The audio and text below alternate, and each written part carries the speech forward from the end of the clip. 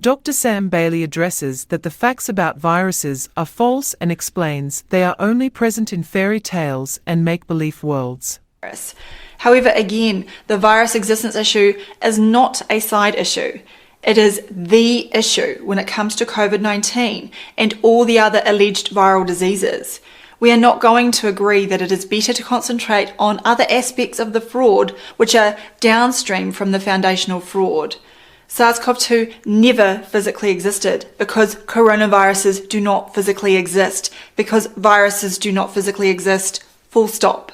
Anyone claiming that they are onto the COVID-19 fraud because the jabs weren't tested properly, or the PCR cycles were too high, or there were lots of false positives, or the treatment protocols weren't right, or in Reiner's case we were simply detecting background quote coronaviruses, is so far off the real problem it's not funny.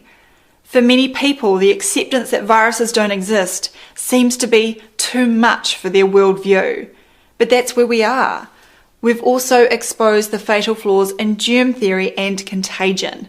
Face masks don't work because there is no contagion and no viruses.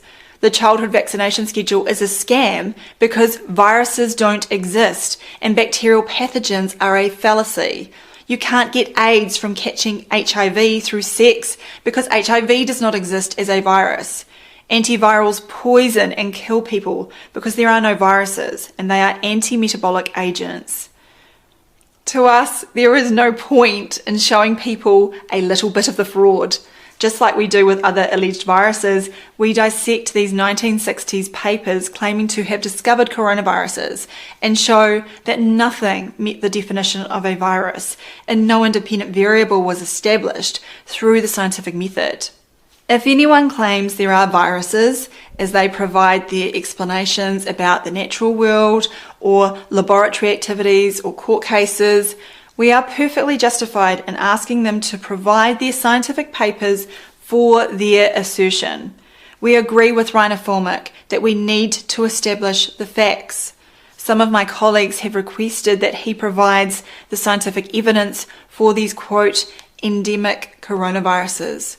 So far he has said, despite the serious doubts about the virus theory, there's not yet enough to discard viruses altogether.